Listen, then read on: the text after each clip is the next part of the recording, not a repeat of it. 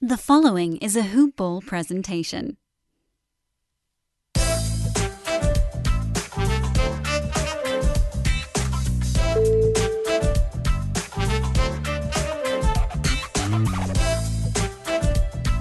Greetings, everyone, and welcome to episode 6 of On the Fly, brought to you by hoopball.com for providing in-flight insight for all Pela fans. I'm your host, Nickeil, and as always, I'm here with Pelicans expert Michael Pelichet. You can find him at Mike_Pelicans.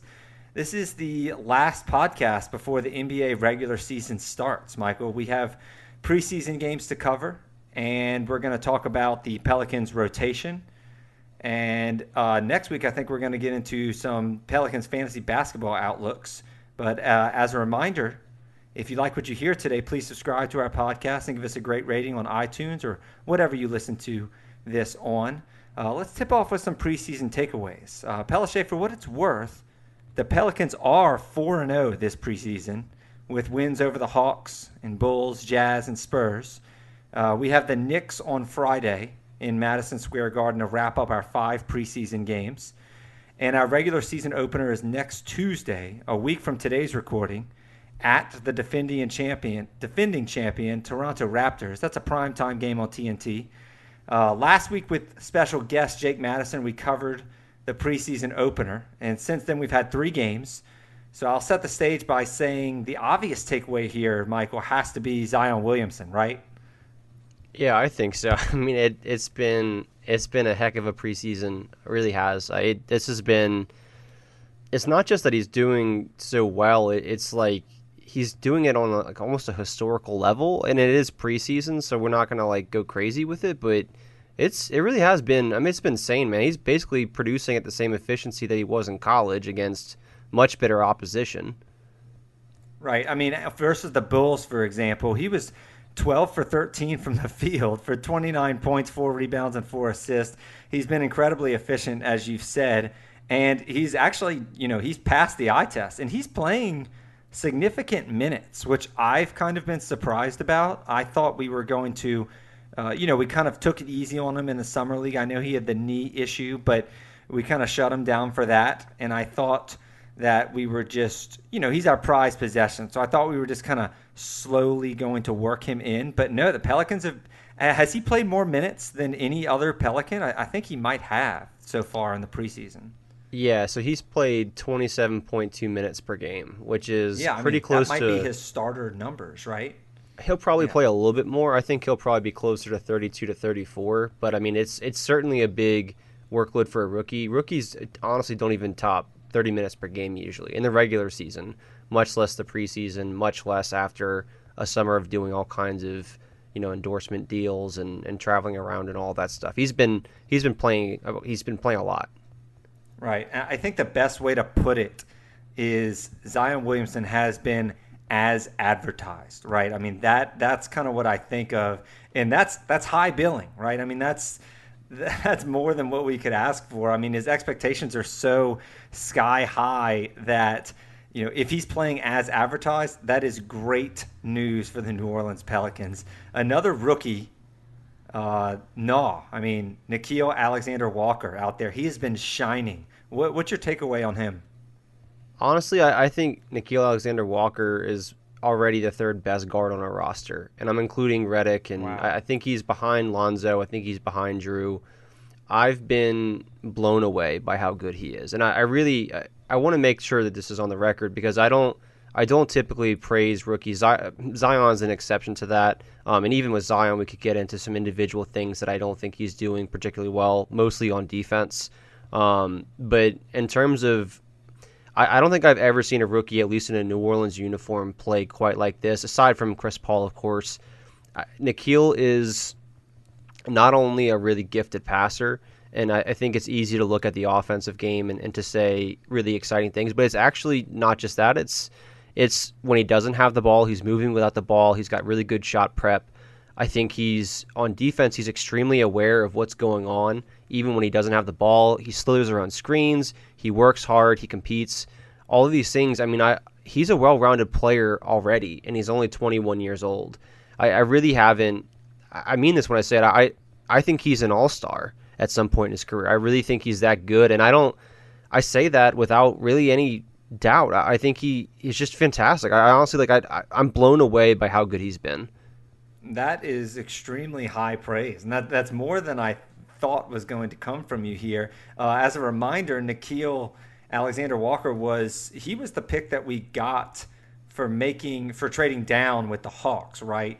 We ended up with Jackson Hayes and NAW. I think it was like pick 22 or something like that. I could be off on that number, but I think we got him because of that trade, right? Yeah, so we traded for 8, 17. So 17 was Alexander Walker, 17. and then I'm sorry about that. No, that's all right. And then they also had I want to say Didi also came. I think it was pick 35. I'll have to check that one myself. But so those 3 picks. Yep. I mean, NAW has been so impressive this preseason. I mean, his numbers, he's only played, 15, 19, 16, 23 minutes in the 4 games so far. But, he's averaging, I'm looking at his numbers right now, 12, 13, 22, 13 points. So he's averaging about 15 points a game. And, has quite a few assists. He had 2 games with 7 assists. And he's had two threes the first game, 3 threes the second game, 4 threes the third game, and 2 threes the fourth game. I mean, this is all in only 18.5 minutes a game, I think is my calculation there. And he's been very efficient. He's not a guy that's just jacking up shots so he can get those high 3 numbers or high point totals. I mean, what is he shooting, like 50% right now or something like that? So it depends on if you're using a traditional field goal percentage or one that adjusts for threes. So like a true shooting perspective, he's extremely efficient. He's about, I think, almost 60%, which is very efficient, especially at his volume. Now, again, that factors in. So his actual field goal percentage number is 43.5, but the reason it's so low is about actually over half of his shots are coming from 3. So true shooting is a much better indicator of his overall efficiency. And like you said, so on a per 36-minute basis, which is a pretty big load, certainly more than he'll get this year, he's averaging about 29 points and nine assists. Now, I mean, so, again, if you go down the roster and you look at all the different per 36s, they're all extremely inflated. So Zion's at 31 points, Nickeil's at 29, Jalil's at 28, and Drew's at 27.5.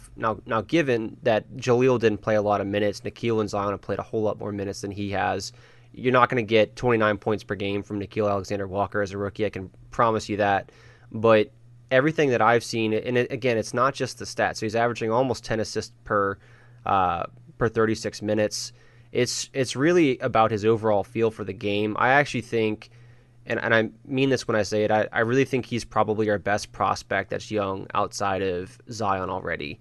And I think a lot of that is about how he can operate the pick and roll. I think he's got a really good feel for when to be aggressive and score himself versus including his teammates. He makes some risky passes. We had talked about it this summer. I wasn't anticipating that he would be ready this soon, but I think he is. I think he's ready to get, not significant, not like 30, 40 minutes a night, but I think he is going to get, after a few games, it'll be very evident in my eyes that I don't see that there's anybody else who can run a second unit for our team quite like he can, unless they stagger Lonzo and Drew's minutes a whole lot. Is that where you see him? You see him with the second unit. I think he's a type of player who Alvin Gentry is going to have to find a way to put him on the court. And I realize that the rotations aren't set yet, and we'll get more into the rotation later on in this episode. But just speaking of NAW right now, what do you see his opening role being? I don't know if he's going to get more than a few minutes on the first few nights. I had a good conversation with Michael McNamara on Twitter today, and he was talking about how often coaches will default to the guy with more experience. I do think that our situation is a little bit different than a typical situation because we're not necessarily trying to maximize our win total this year. Again, we talked about like the sliding scale of where we're balancing, winning and developing our younger players. But I do think at some level, without somehow staggering Lonzo and Drew, I just haven't seen anything from anybody else that indicates they could run the point for our second unit. And I think that's sort of a natural transition. So if they really see Nickeil Alexander-Walker as a point guard, I think it makes a whole lot of sense to put him on the second unit where you're not interrupting a lot of the other major guys' minutes, but you're still giving him a chance to show what he can do. And at the same time, you're also sort of sheltering him from some of the exposure of being thrust into the spotlight. I mean, they've talked about with Zion plenty. Nickeil won't get the same kind of anticipation, but I think it's important to put young players in situations where they can succeed. And I fully expect that when Nickeil gets his opportunities, that he'll take advantage of them. He's going to have turnovers. A guy passes the eye test, but he's going to have turnovers because he's a very aggressive player. And that's kind of what I like about him, though, is that he's an extremely confident player when you watch him. So some of his passes, they're a little errant, right? I mean, they're either a little late or trying to fit the ball through tight coverage there. But he seems like the type of player who, it's really starting to click for him. I mean, already this soon. Yeah, I think I don't know what it is about him. I mean, this is something that I hate to default to, but he's one of those guys who just gets it. And like you said, he passes the eye test. These are all very sort of intangible things. We're not pointing to specifics at this point, but he looks like a basketball player in ways that you really wouldn't expect. He looks the part. Yeah, he does. And I feel bad because now we've talked so much about Nickeil. I didn't even get a chance to talk about what Zion has been specifically, and I think I'd be crazy to not give more detail on it. So Zion is shooting, I mentioned his efficiency earlier. Right now he's shooting 71.4% from the field. I actually don't have his true shooting right now, which again I think is a better indicator. I'm sure it's around there since he's only taken free throws besides that basically. And but Zion is averaging 31 points per 36 minutes. And again, I think what's really crazy about this, and again, I thought that Zion would have some sort of adjustment finishing against NBA length. At this point, at least so far, there's been nothing to indicate that that'll be an issue. And I think you can look no further than how he attacked Rudy Gobert, because Rudy Gobert is, in my mind, the best rim protector in the entire NBA.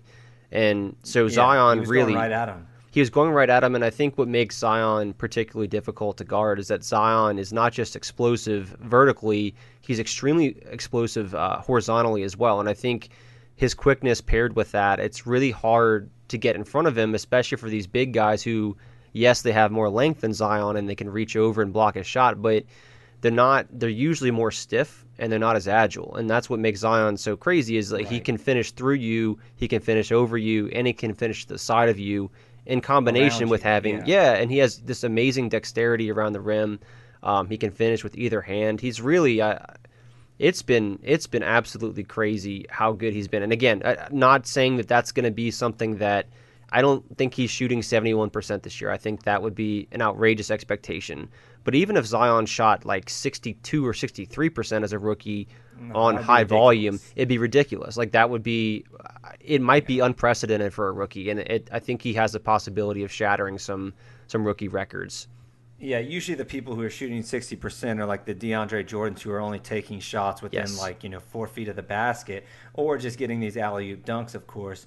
Zion Williamson's going to be taking more outside shots. I know he's going to be driving to the rim a lot, but I love how you said that he can finish horizontally. That's a really interesting statement right there because I don't think a lot of people or a lot of analysts really kind of consider that. And when you say that he can finish around people or to the side of people, what I think you mean is that just based on watching him, is that he is so athletic compared to some of these centers. And Rudy Gobert is very athletic. I mean, don't get me wrong. I mean, he is extremely athletic, but a lot of these other centers who are 7-footers don't even have near the athleticism that Zion Williamson is, even though Zion's technically shorter.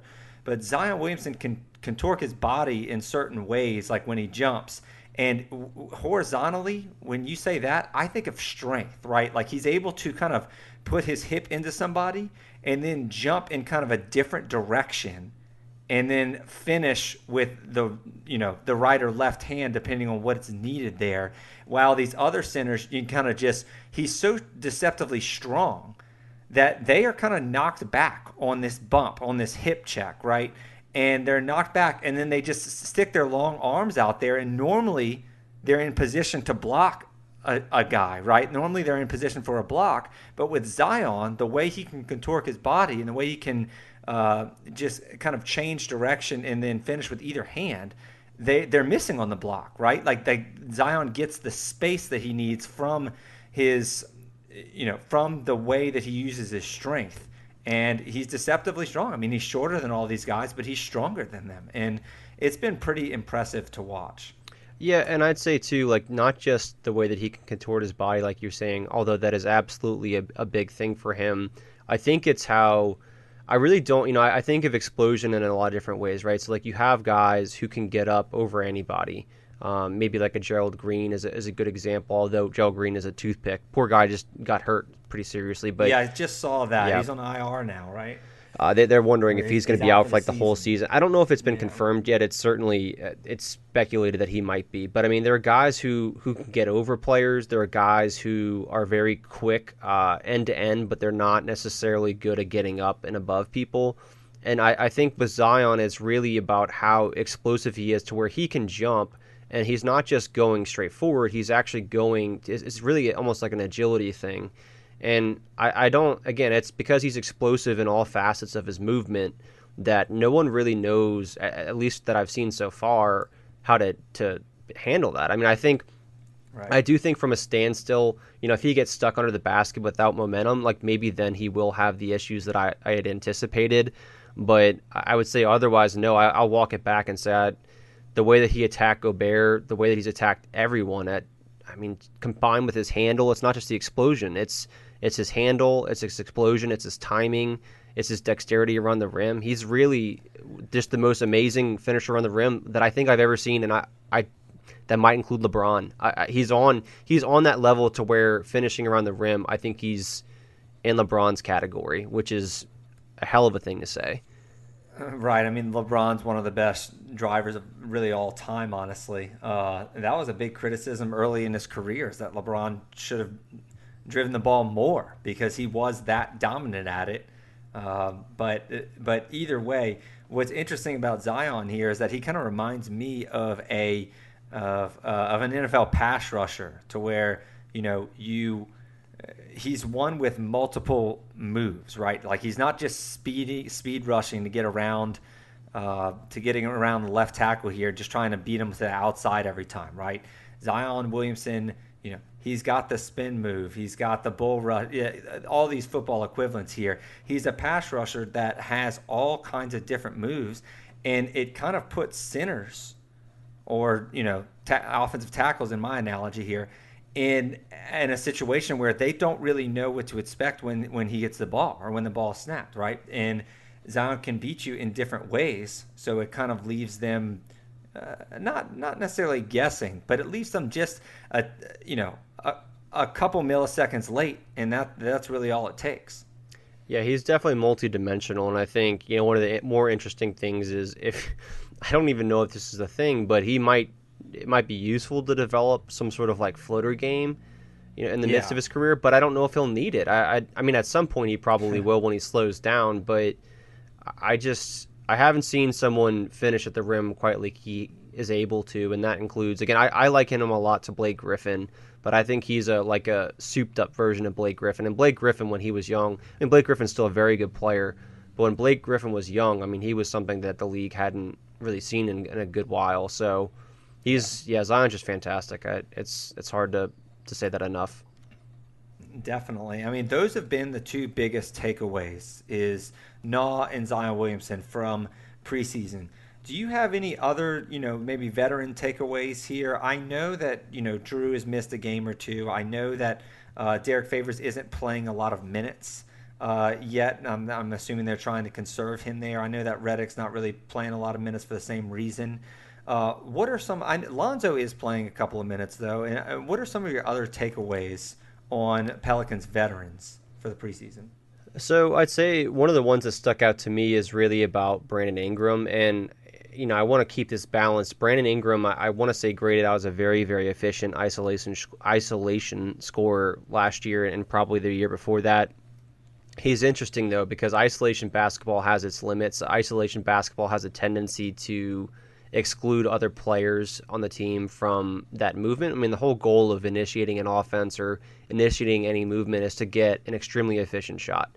And typically, if you're a very good player, you're going to be drawing multiple defenders as well, which is going to create efficient shots for your teammates.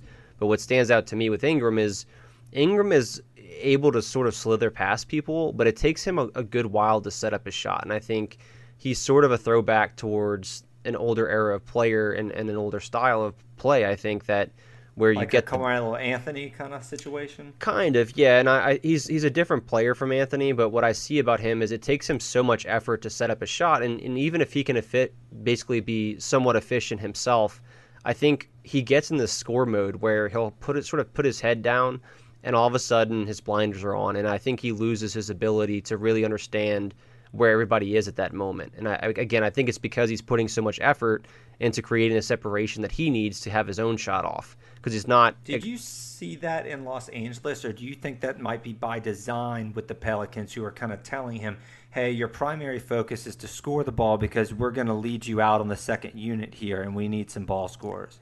I probably hadn't watched enough of the Lakers to justify giving him a more nuanced opinion about what he was back then. It feels right, and when I had actually tweeted about it, some guy from the Lakers actually chimed in and said, yeah, that's the thing, and it's been a thing since he's been in the Lakers. Given the way that he scores and given the way that he creates his own separation, I that would make sense to me, because I don't think he's a guy who he's not blowing by you. He's certainly not overpowering you like we joked about last week. So I think for him, it's about using his combination of length and kind of almost craft to create that separation for himself as a primary scorer. And I suppose you're still staunchly in the group of Pella fans who believes that Ingram should be coming off the bench, right? Not in the starting lineup. I'm trying to figure it out, because honestly, what's thrown me off a little bit is I still would want him on the bench. I was thinking because of Nickeil and what I want him to be off the bench, that maybe I wouldn't. But I think Nickeil and Brandon Ingram would actually be a pretty good combination on the bench. I think Redick is a more natural fit for the first unit, especially given the fact that they don't have a lot of shooting on that unit. Zion is almost exclusively shot from the rim. Favors, if he is going to step out, I don't want that. So in my mind, Redick seems to make the most sense. Now, whether they'll do that, I don't think they'll do that, at least for a little while.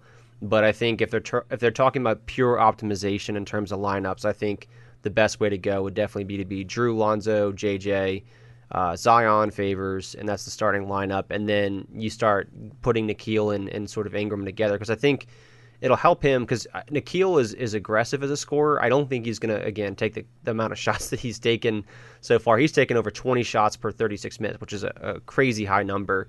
I do think he keeps people involved, though, and I do think that Ingram would benefit from having more looks on that unit than he would on the first unit. I think this is a good segue to talk about the Pelicans, how deep of a team they have this year. And to kind of talk about rotation and lineups here, we've mentioned that I think there are only 6 returning players on this team from last year. So we're going to be trying a lot of lineup combinations on the floor. We're going to be experimenting and seeing what works and what doesn't, especially early on in the season. And not everyone can play. And I think that's a good problem to have, especially when you're a young team that's supposed to be rebuilding like the Pelicans are supposed to be.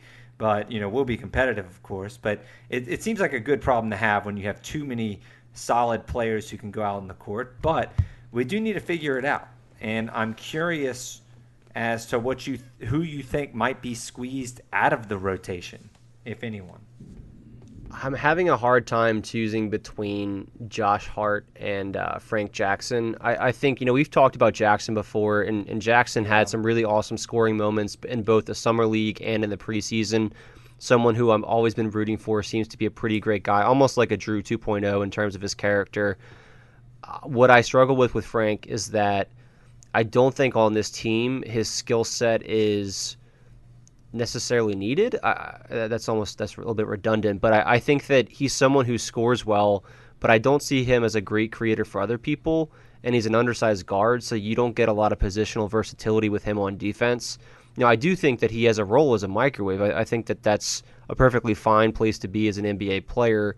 But if you're talking about the bench unit, I really think that Nickeil has to get those minutes because I don't see anybody else, again, that's remotely capable of running that second unit unless they're staggering So you see Lonzo kind of and an Drew. overlap there, kind of an overlap with Nickeil Alexander-Walker and Frank Jackson. Not necessarily an overlap, but I'd say that if there's only so many guard minutes to go around, then I think there's a possibility that he's the one that's squeezed out. But maybe you go into two guard lineups, maybe not two guard lineups. Yeah, that's gonna be obvious. But maybe Frank Jackson would play off the ball, and we've seen that in the preseason. And now you're talking me out of my own argument because I could see them running Frank and Nickeil on that unit if they're not playing with Lonzo and Drew.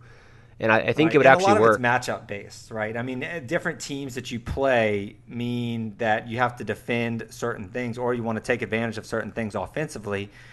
We see teams all the time kind of, play small ball like against the Warriors or do the opposite. Sometimes the Warriors don't have a true center, so they'll lay it. It's just every team is different, is my point, and different coaches will actually play different starting lineups out there to kind of either attack a weakness or to try to combat the other team's strength. So I could see some two guard lineups out there in the second unit if they want some speed and athleticism out there, and it's kind of a small ball second unit with kind of Ingram leading the charge there. But then we have kind of a lot of scoring on the second unit all of a sudden, right? Like Frank Jackson and Nickeil and Brandon Ingram, right? Is that too much scoring on the second unit? I don't think they're going to. You think that leaves us liability elsewhere?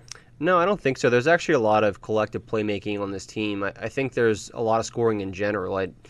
What I would say, though, and Nicolo Melli is someone that we haven't talked about a whole lot. He would probably be a scorer on that unit as well. There really is just a lot of people who could put up points on this team. It's like 4 or 5 guys between Zion, Drew, Ingram, I would say Nickeil, and then that would probably be the round out. Jaleel actually could also put up some points in the second unit in his limited minutes. But I think there's enough. I really don't think it's a problem. I think it will be hard to construct. Again, I think the second unit really needs some management from someone beside. Again, it's just Nickeil. But I do think that there will be some issues with. There's a logjam at a lot of different places, and what does that mean for people getting consistent minutes? Maybe that throws off their confidence. It's not the worst problem to have. It's not a bad thing to have depth. But I do think it puts Gentry in a tough spot because someone's got to be left out. There's 240 minutes. You're not getting everybody. Not everybody's getting minutes. That's just the way that it is. And usually, what happens in sports in general is it's never really an issue until you start losing, right? I mean, that's when players start to complain about their minutes. That's when their playing time. That's when there starts being rifts in the locker room. If the Pelicans start quickly and they're winning in the Western Conference and they're very competitive, nobody really should be blinking an eye at the lack of minutes they might be playing because things are working. But when things go poorly, that's when some of these players start to question whether they should be playing more. And I know there are other factors, of course. Sometimes these guys are making business decisions. Sometimes players are in a contract year and they want to be playing more for that reason because their livelihood's at stake here. You mentioned Josh Hart. Josh Hart is definitely somebody that I struggle to put in the rotation, and it's not necessarily because I think he's a bad player. I think he can shoot threes. I think he was a decent role player for the Lakers the last couple of years, but I'm struggling to, I feel like he's primarily a shooter, and I'm struggling to find his place even in the second unit for this team. I think it's a fair point, and we talked about it earlier. I was between Frank and Josh Hart, and you kind of talked me out of my own argument. So I really think it's Hart. If you look at his team, he's a 3-and-D kind of player, and that's not a bad archetype, but you really don't have a spot for it. I mean, again, there's just so many guards on this roster that deserve minutes that someone's getting squeezed out. And so I could see him in some ways, maybe there's a player they want to put Hart on for 5 or 6 minutes here and there, where they want him to just pick up the guy full court, get in his grill. Obviously he's going to have a lot of energy to expend. I can see that kind of thing, and I think he's good enough to justify putting him in that role. But that's not a consistent night-to-night role, and I don't think he's getting consistent minutes. And again, nothing against Hart. He's a good player. I don't see who he's replacing, especially if Etuan Moore's playing. The good news about that is that right. Oh yeah, we have not. I don't know how I forgot to mention him. Wow. I struggle with Etuan because I think we talked about in a few podcasts ago about how they told him to take 6 3-pointers a game, and we were wondering.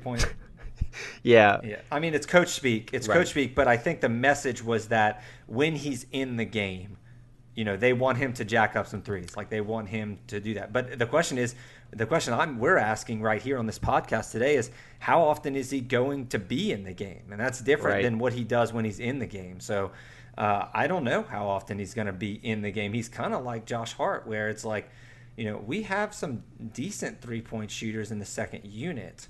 Or at least scorers, I should say. Maybe they throw him in there when we're trailing by, double-digit points to try to pick up some threes. I'm not really sure. And I know the Pelicans like Etuan, but it's tough. It's tough. I think he'll get some minutes just because he's a dependable player and he's been on the team long enough. But I think at some level, what I'm worried about is who potentially loses minutes because he is playing. So, I put up a very, very loose expectation of what kind of minutes I'm seeing from different players.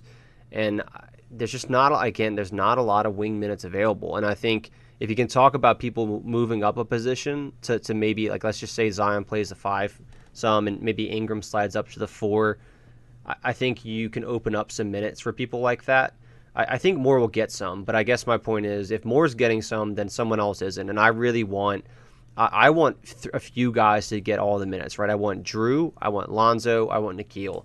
And as much as I like a lot of the other players, and I think Redick is the other guy who probably needs to get minutes, those 3 or 4 guys, that's the priority for me. They really are, and I think maybe in Zion. Oh no, I'm talking about just the guards right now. Zion, of course. Sorry. Yeah, no. Yeah, Zion. I would like him to get minutes too. Yeah, I'd like him on the court, not on the bench. But I think that Etuan Moore, Josh Hart, and Frank Jackson, definitely the players that are really going to have to outwork each other to find roles on this team. But this is all on paper, right? And this is all before the season even starts. So there are always injuries, right? Especially with the Pelicans. I know we brought in head trainer Aaron Nelson over here, and I know he's supposed to make us healthier magically, and I'm sure we will have better health. I mean, that's how it's been going wherever he's been. But I think that it's important to note that there will be injuries, and that will open up playing time for some of these players. One that I'm very interested in, not that I would ever wish injury upon anyone, but it's worth noting because we talked about in this podcast, is Lonzo Ball is a very valuable player, but he has been brittle. And we've spoken at length about that a couple of episodes ago. Can he stay healthy?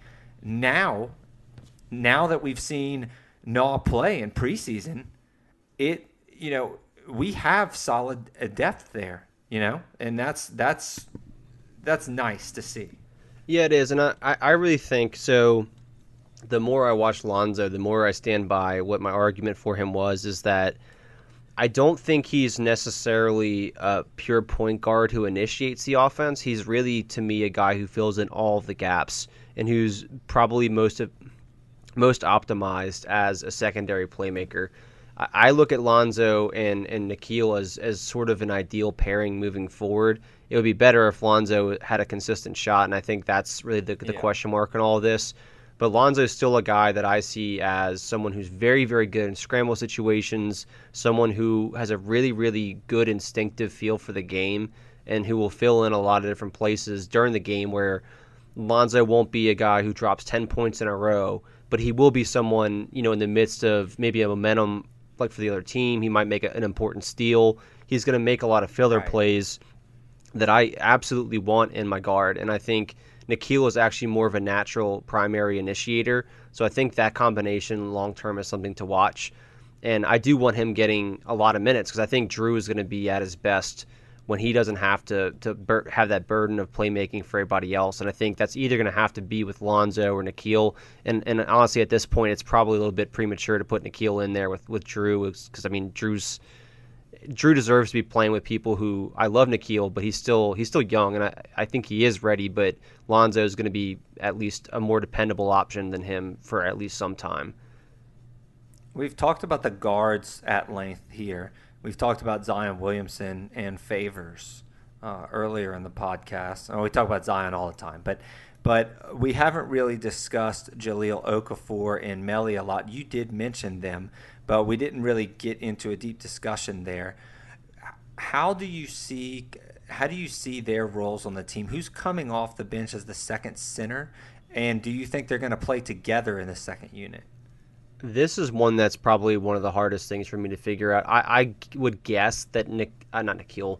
I'm so excited talking about Walker that I keep talking about him. Yeah, I know. So I'd say Nicolo Melli would probably have an edge in my mind. I know that Okafor has done a really good job getting himself in shape. He's addressed a whole lot of things off the court, like his sleep apnea, and he's in fantastic shape. I do think it will probably be matchup dependent, but I would say the majority of times I think Melli would be the guy. I think he's a more well-rounded player.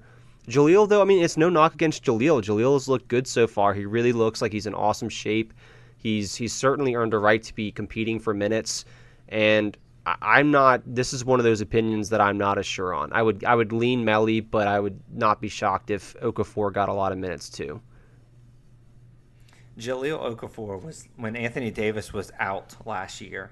Especially the majority towards the end of last season. Jahlil Okafor was oftentimes like our best big, and now we're sitting here talking about him as like our fourth best big, right behind Zion and Favors and Melli here, which is, I mean, you keep saying it over and over. It's no knock on Jahlil, but that's where we are now, right? I mean, that's pretty impressive, the improvement that this team's made, and it's more exciting that everything has been as advertised during the preseason. I mean, the Pelicans have just kind of parlayed their amazing offseason into great preseason performances. And I understand that it's preseason. I get it. It means, the win-loss result really means minimal at best, arguably nothing.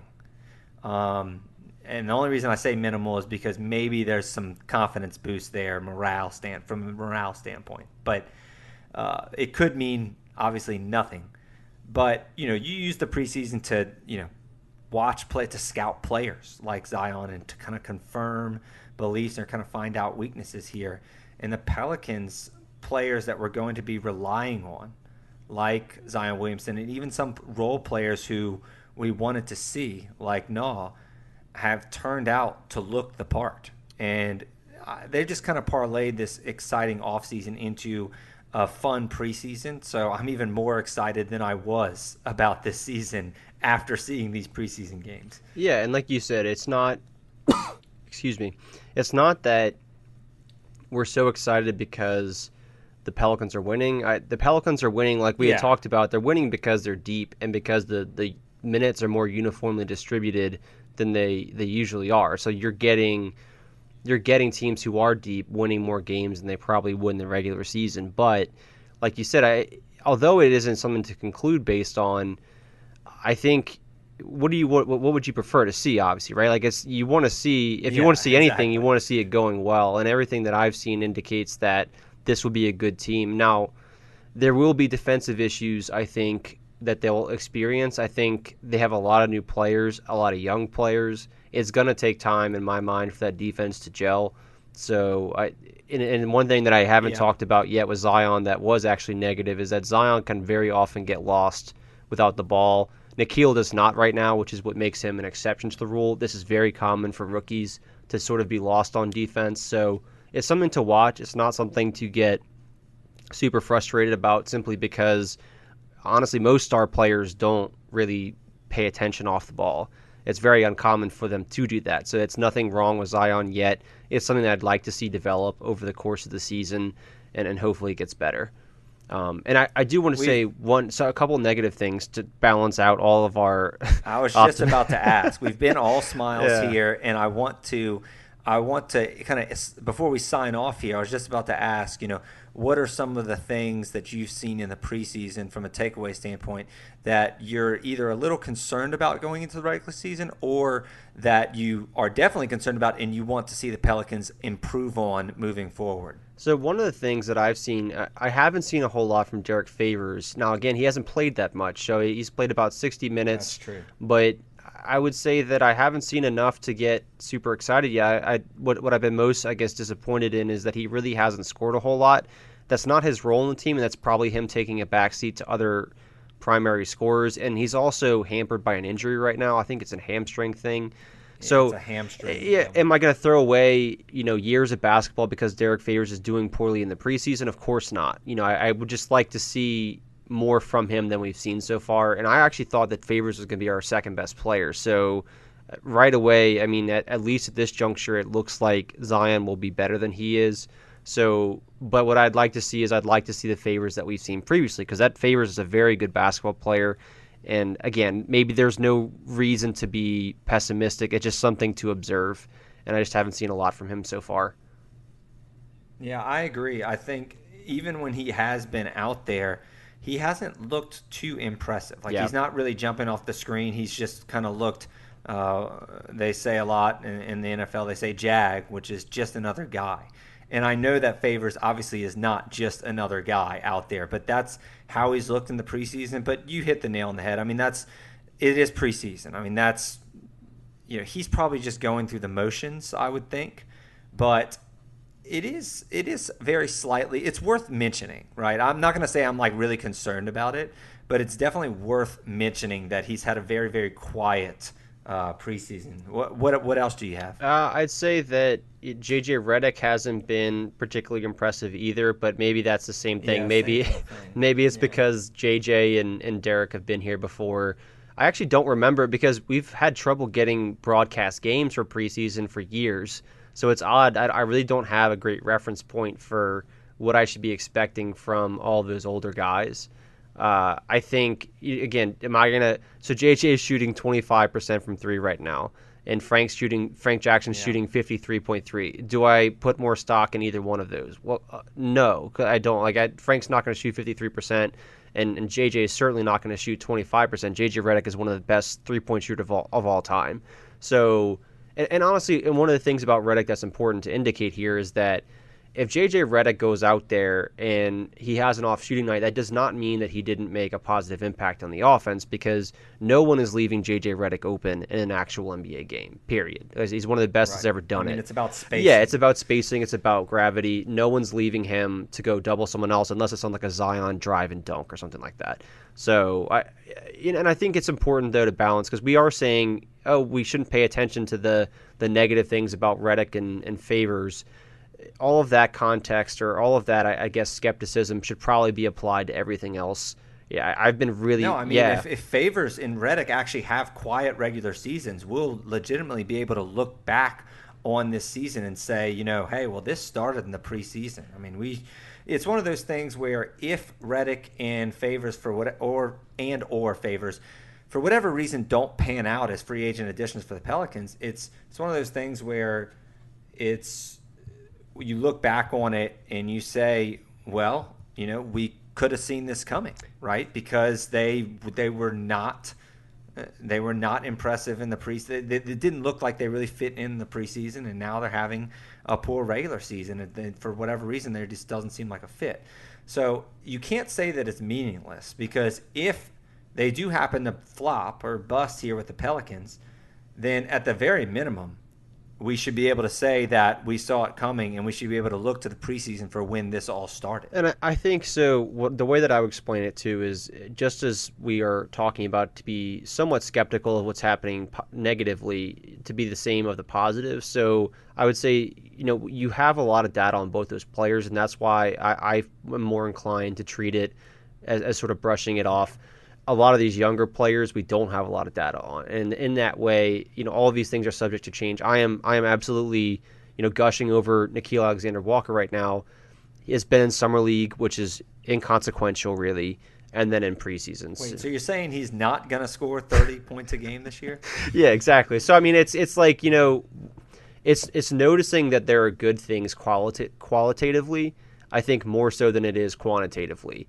And so the fact that the numbers are jumping out, that's wonderful, but are the results sustainable? And no, of course they're not sustainable for Nickeil or Zion, but they don't have to be sustainable. If it's 80% of what it is now, then I'll be excited, especially for Zion. For Nickeil, I think the shooting percentage is probably a little bit better than he'll actually shoot this year, especially as a rookie. It's very uncommon for rookies to be efficient with volume. Zion, I think he's not going to shoot 71%. He might shoot 63%, and again, that would be wonderful and probably shattering records. I still think that's high, but yeah, it could be. Man, I don't know. I have to go back and look at Karl Anthony Towns. I know he was extremely efficient his first year. I want to say Jonas Valanciunas, even Davis. Now I would say that Zion will probably put up a good amount of points, and so that's what kind of makes it different. Is if you're going to be scoring about 20 points per game and you're extremely efficient already, man, I feel bad for the people who are listening who might not be Pelicans fans. They probably are because they are listening. But if Zion's anything like this during the regular season, I might be insufferable. I might already be, but I'll be even more insufferable. Seriously. So we've been it throughout the offseason, but if it actually pans out like this, he's been even better than we thought he was going to be, and we're trying to be objective here. This guy is just a freak of nature. He's the real deal. And you mentioned Anthony Davis, and before we sign off, we have to be a little petty here. He had a sprained thumb in the preseason game. I take it you're not very surprised, am I right? I'm trying really hard. I never loved Davis as a player. I should say that I never loved rooting for him as a player. I always thought he was a fantastic player, and I think he will do awesome things with LeBron. But the pettier part of me does kind of. It's a small injury, so it's nothing to get. I don't want to wish ill on anybody. But that's all it was with Davis. That's why it's funny. Exactly. I wouldn't be laughing if he broke his leg or something like that. That would be terrible. I think but the fact that he has another minor injury is just funny because all the Lakers fans might be freaking out, he's getting an MRI and everything like that, and all the Pelicans fans are just kind of rolling their eyes get used to that. He's several first quarters of your games this year, he's going to leave with a bruised leg or something. It's the Davis special to go into the locker room and to get x-rayed. Like that guy, that man, whatever that medical team, if they're getting commission based on how many images they do, that's so that's the funny part about it. You're right, it's not wishing injury, it's the fact that he gets nicked up like everybody in the NBA gets nicked up, and he's constantly in the locker room getting whatever kind of treatment or scanning or whatever it might be. And I will not miss that, assuming that if Zion's anything like that, I will have a tough time. Just not because I love Zion. He seems like a great guy. I'll have a tough time because it's just a sore spot, and I've had enough of it. I would. And you don't want to be hypocritical. Yeah, no. I'll love Zion probably for a good while because the person that he is and the character that he is. But I just don't want to have to go through it again. As I guess the bigger point, because it was rough. Yeah. I think that has to wrap up this week's episode here. Thank you all for tuning in to On the Fly, the official New Orleans Pelicans podcast for hoopball.com. In-flight insight for the sharpest Pela fans. If you like what you heard today, please subscribe to On the Fly and give us a great 5-star rating on iTunes. You can also give us a follow on Twitter at Mike_Pelicans, and I'm at Fantasy Law Guy. Tune in next week. Flock up, Pela fans.